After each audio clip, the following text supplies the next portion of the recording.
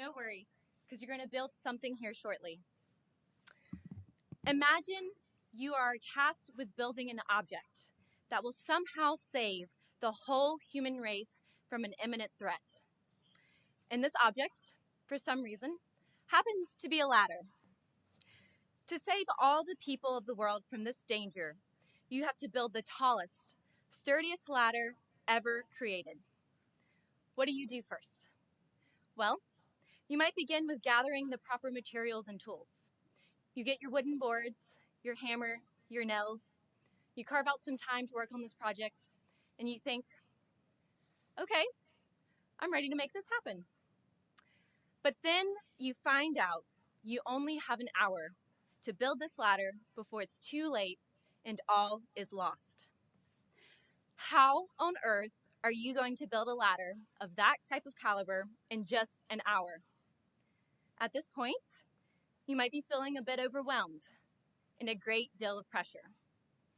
Then again, most of you here are students at Georgia Tech, and you're used to feeling a little bit of pressure. So how many of you here feel or have felt weighted down by all the facts and news surrounding the impacts of climate change? A good number of us. How many of you feel helpless, like you cannot do anything to reverse the changing climate because of your age or your lack of experience? Because you didn't know where to start? Or perhaps you've been eager to do something, but you're overwhelmed by all the other things going on in your life. So you think, it's not possible to do something right now. You say to yourself, maybe I'll wait until I have more time. Or until I graduate. Until I retire? Well, I'm here to tell you, you won't have more time later, and after you graduate, you'll have even less time. I know it's a harsh reality, but if you feel this way, you are not alone, and it's okay to feel like this. I've felt like this. However, the greatest challenge facing all of us in this audience today is that we have a limited amount of time to slow or stop the worst impacts of climate change. According to the 2018 report on global warming by the Intergovernmental Panel on Climate Change, the human species has at most 12 years to mitigate the issue before we reach a tipping point that will cause irreversible consequences to our shared ecosystems. Now, a year has passed since that report, so we really only have 11 years. Never before in the history of humankind have we had to make changes of this scale so quickly. It's taken years, decades, for other changes of this magnitude. The women's suffrage movement, which will commemorate its 100th anniversary next year, took decades. Fights for civil rights and LGBTQ+ community took decades to gain major victories.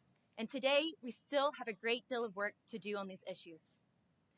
Deborah Roberts, co-chair of the second IPCC working group, said, "The next few years are probably the most important in our history." I'm going to repeat that again. The next few years are probably the most important in our history. Wow.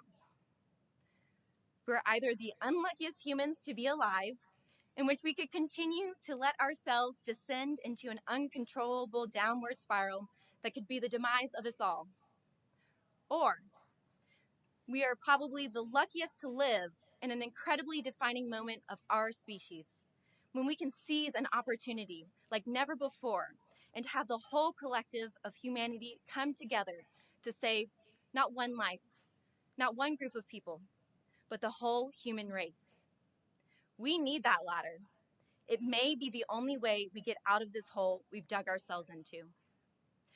My talk today is about what's needed and how you can take meaningful action to meet this challenge now and within the next 11 years. In my freshman year of college, I took my very first environmental class. Every time I attended that course, I was shocked.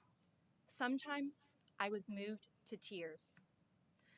I learned about sea level rise, that the previous year was becoming the hottest year on record, and the next one would probably follow suit. I learned about corals dying, people migrating because of uninhabitable land, those on the front lines of climate change not being heard. My generation and yours having to resign ourselves to dealing with the impacts for the rest of our lives. The environmental advocacy organization Next Gen Climate found in a 2016 study that the median 21-year-old college graduate in the class of 2015 will lose over $126,000 in income over a lifetime to climate change-induced costs. Walking away from that class, I knew there was a lot more at stake than just the size of our wallets. And with that realization, I wanted more than knowledge. I wanted to act. How could I do something about an issue I and future generations were going to have to live with for hundreds of years? How could I help those most disadvantaged by climate change? While looking around on campus, I couldn't find any avenues that I could take to act on climate change. I attended conferences about sustainability and seminars discussing the impacts of global warming, and still, I wasn't discovering any outlets to focus my energy on making a difference to our changing climate. One of my messages today is that higher education institutions would benefit if they can provide more academic and practical opportunities for students to learn how to act on climate change. To the educators and administrators in the room, thank you for providing us with insightful knowledge. We are not ungrateful for the opportunity to partake in an overall great education. But what courses, certificates, or programs could you create with the collaboration of students that will not only teach us about an issue, but also identify the tools that we need to use to address it, while providing us with a time and space to learn how to actually start using those tools? And students, you don't have to wait for your professors to signal that you can do more. Go to them and let them know that you want more. Challenge them to go beyond learning and ask their assistance to discover the opportunities that will allow you to make a difference. What is the value of knowledge if we do not use it to guide us to meaningfully act on what we know? Don't just show us the ladder, describe its parts, and analyze its functions. Help us build it together. You don't even have to be in college to make things happen.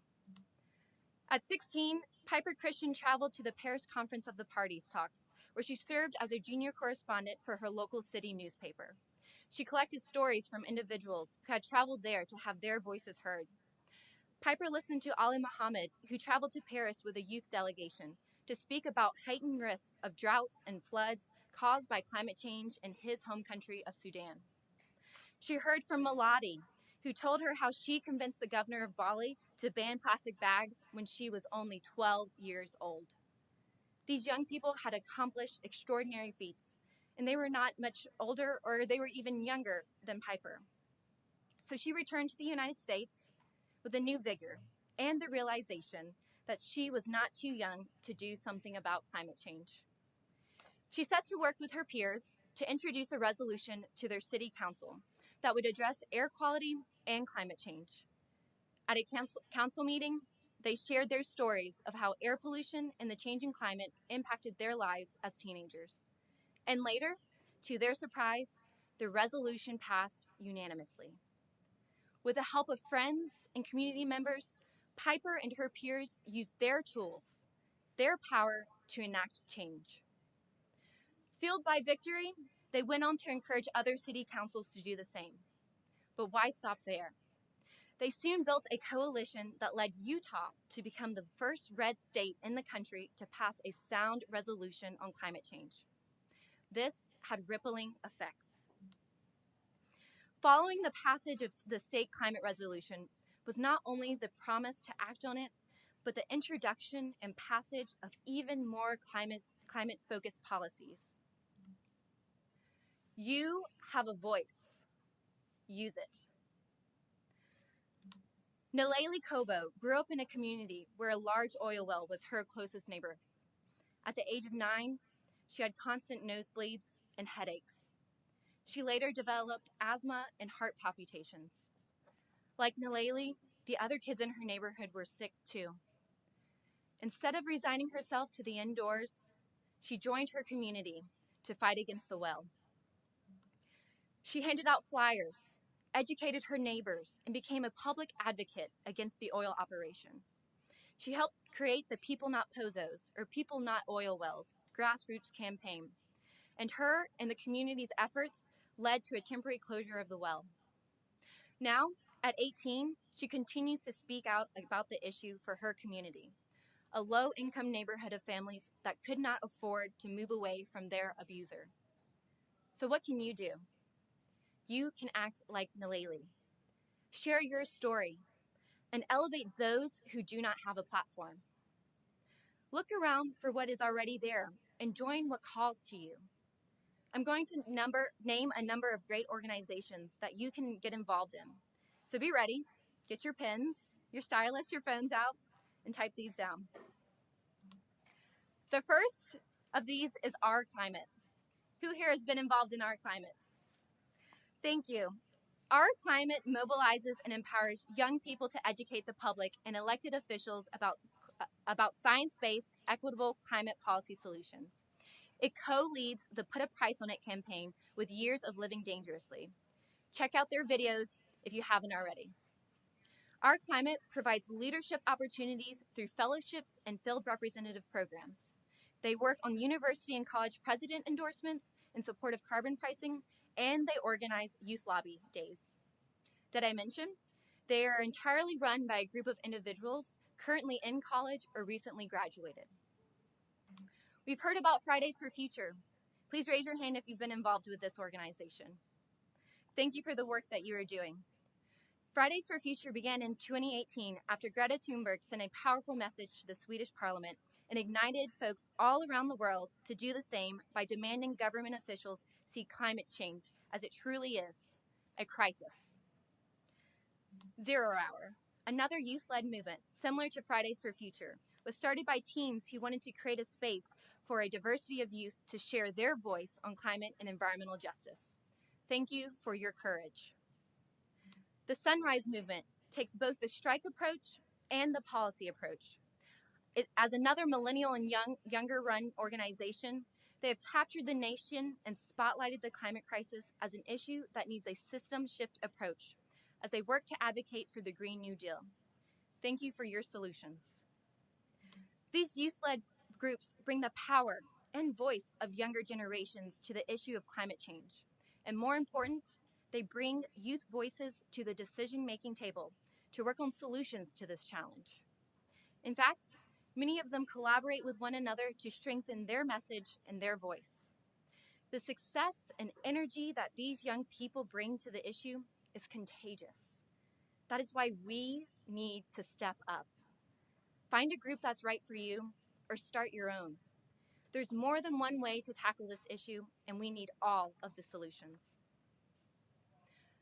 Like some of you in this room today, I once did not know how to make my voice heard. It wasn't until after the 2016 elections that I sat down at the computer and researched organizations where I could feel like I was truly making a difference on climate change. And that is how I found Citizens Climate Lobby, or CCL. I joined an introductory call, learned that they are working on a carbon pricing climate solution that would reduce CO2 emissions by 40% in the first 12 years, and heard that others were joining for the first time, just like me, from all across the country. I was amazed by the sense of connection to others who cared about this issue and who were also looking for ways to take action. I really felt I was part of something larger than myself. I found out there was a local CCL chapter that I could join. I signed up and attended my first meeting in December 2016.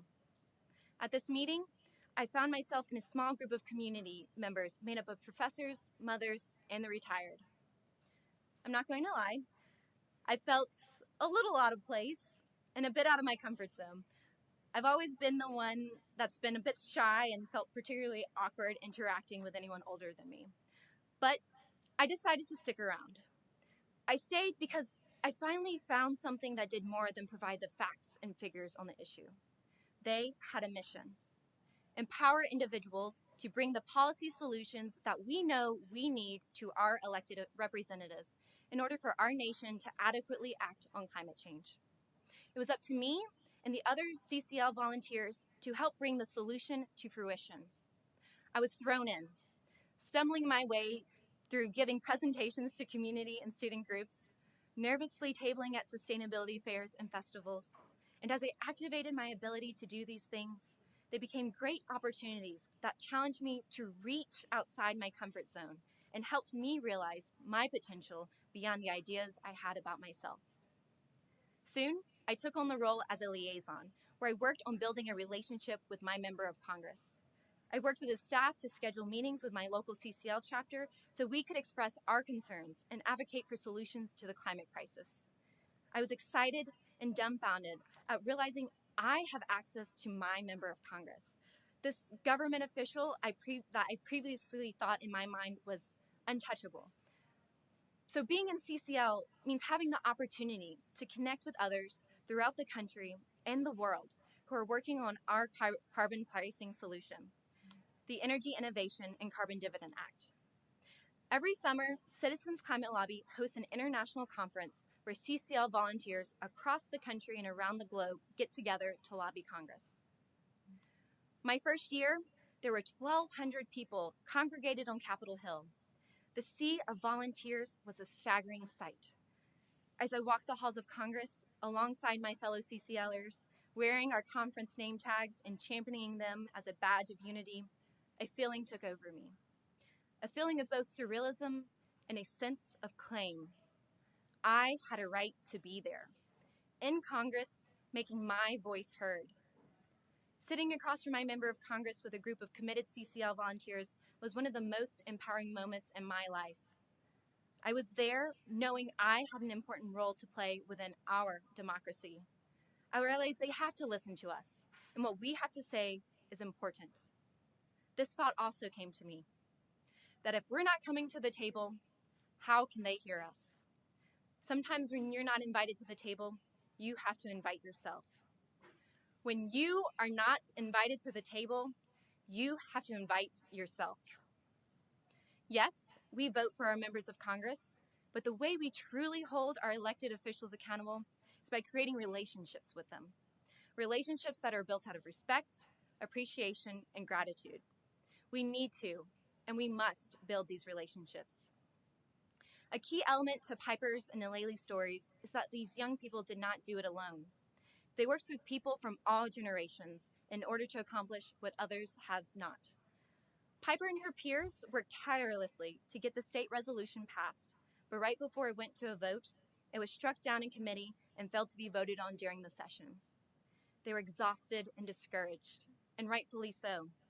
They were ready to give up, but it was the adults in their local Citizens Climate Lobby chapters who told them, "Do not dare give up."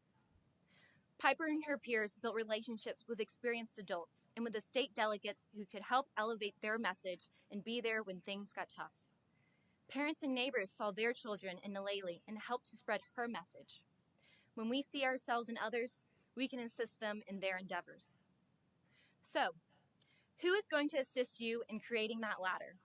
When you're left with only 50 minutes to build it because you spent 10 minutes in denial that your task cannot be completed in time, do you think you will be able to do it alone? If you just had a hammer and a couple of nails without anything else, you wouldn't get very far. Individually, these pieces, separate and apart, would not be able to withstand the weight it has to hold, and certainly not allow you to reach new heights. But when these pieces come together, when they are built together, they can bear the pressure and burden of whatever it has to withstand, even the weight of climate change. I know many of us feel that there are certain people and corporations to blame for this, that it's not our generation's fault for what is happening, and that we cannot trust those who've come before us to change. So you might think, let's get all these older people out of the way and let the youth lead, right? I agree, but I also will say, not quite. I have gained a great deal from working with people 20 or 40 years my senior. They have been tremendous in helping me open doors I would have never knocked on. And sooner or later, you will have to develop the skill of working with those older than you. When you enter into the workforce, you'll have to understand and know how to communicate your ideas to people born in a different generation, and then get comfortable doing it. We have to start opening ourselves to working with people from all generations and all walks of life. How many of you are familiar with Drawdown, the most comprehensive plan ever proposed to reverse global climate change? Okay, a couple of you. If you haven't looked into it, I highly recommend that you do. It has listed and detailed 100 ways we can tackle climate change, from changing what you eat, to changing our refrigerants, to geothermal heating and cooling, to providing education to women and girls. People have been working on these solutions for a long time. Ask and seek ways to get involved with these solutions. That could mean joining groups already working on strategies, and many times these groups might not look or be the same age as us. That's okay. They need us to continue to inspire and revitalize what is already being done. My recommendation is that you develop intergenerational partnerships, because our parents and our grandparents have been building this ladder since they were our age. Don't worry, I'm not letting adults off the hook either. For those older than us who admit they won't be around much longer, so it isn't their problem to deal with, I call foul. I'm speaking for us younger than you when I say if you think you're too old to do anything about what's happening to this world, the youth needs you. We need you. Do not dismiss the value you can add to our lives as mentors and supporters. Yes, there will be times when perhaps the youth take the lead, but the way we are going to tackle climate change is by using the power, knowledge, and tools from across all generations. No matter how old you are, we need you. No matter how much you've contributed to this issue, we need you. Humanity needs you. For good measure, to make sure this message is getting across, let's do an exercise. I want you to look to a person next to you and tell them, I need you to help with the climate crisis.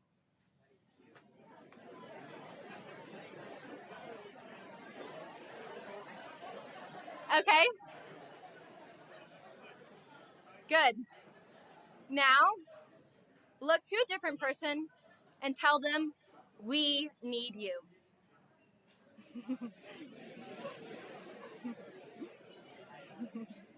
Great. When I first stepped into climate action, I was a junior at the University of Georgia. I honestly didn't see many people my age speaking up or acting on solutions to the climate challenge. And I was amazed by this lack of involvement. After all, we have so much at stake in addressing the climate issue. So I found ways to reach out and get other young people to find their voice, speak up, and make tangible change. I learned about newly developed opportunities within CCL to engage students and help them realize there are solutions out there and we could be working on them right now. I became a regional fellow, engaging with students across the Southeast region who want to start their own campus chapter as a campus leader or work on a carbon pricing campaign. To date, CCL has over 50 campus leaders across the country and assisted in over 90 university president endorsements of carbon pricing. We're helping students grow their political efficacy. I have been extremely fortunate to be able to help others find their way to tackling climate change. If you are interested in becoming a regional fellow or a campus leader, I can be there to help you too. I've also had the honor of working with students from middle school and high school as a co-leader of CCL's Youth Action Team. I get to hear from these students about the amazing initiatives they're taking on and the self-started projects they've accomplished, from establishing their own nonprofits to educating schools and entire communities about climate change, to organizing meetings with their city councils to urge climate action planning. I'm inspired every time I hear from them. And I can honestly say, I look up to them. You never know who's going to inspire you and who you are going to inspire. Grow your climate action community. Invite yourself and others to the table. And don't forget about the powerful people, like public officials, your members of the U.S. Congress, and university presidents. You each have the power to make long-lasting change in your life and the lives of others. We can't do it alone, but we do have the strength to join the effort. That is my plea to you all today. Speak up, get involved, and make tangible change. So, who here is someone that has never used a hammer or nail before in your entire life? Don't worry, I'm not trying to shame you. I know there's someone. Don't be shy. Everyone's used a hammer here and there before. How about these group of students over here? What about Enos? Have you used a hammer before?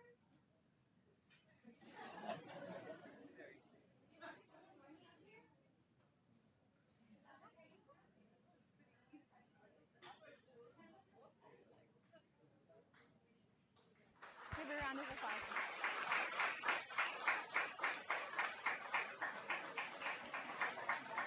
Can you tell us your name and how old you are? I'm Lulu and I'm 9 years old. Thank you, Lulu, for joining us up on here. So, you're going to help me finish building this ladder. Does that sound like a cool task? Are you up for the challenge? I'll help you. Okay.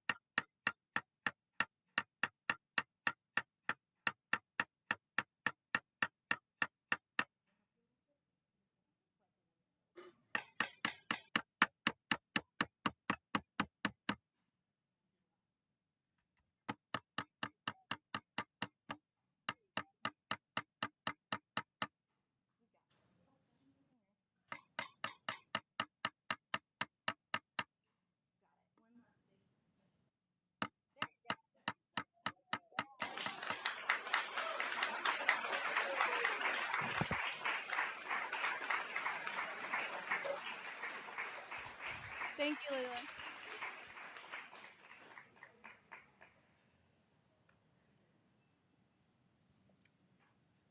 So, this ladder here, every rung represents the generations before us and what they've built and what we continue to build and improve upon. I really thank you, Lula, for coming up on stage and doing that. That was very brave of you. Older generations created something for themselves to stand on and for us to become elevated upon. We cannot advance without them, and they cannot progress without us.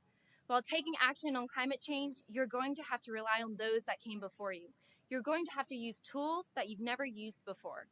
We can work with what we have while creating and building what we want. And we do have the power to build what we want. I'm here to talk to you about the power of youth, of us, and our voices. I must confess, it isn't easy. It takes courage and vulnerability and a lot of pep talks, like the one I gave myself before coming up here to speak to you all today. So make me a promise that you will find a way to get into climate action starting today. Take a look at some of the organizations I mentioned. Consider joining Citizens Climate Lobby.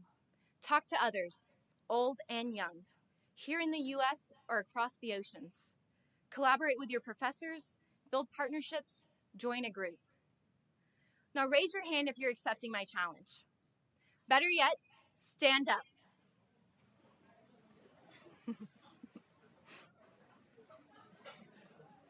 I want you to look around.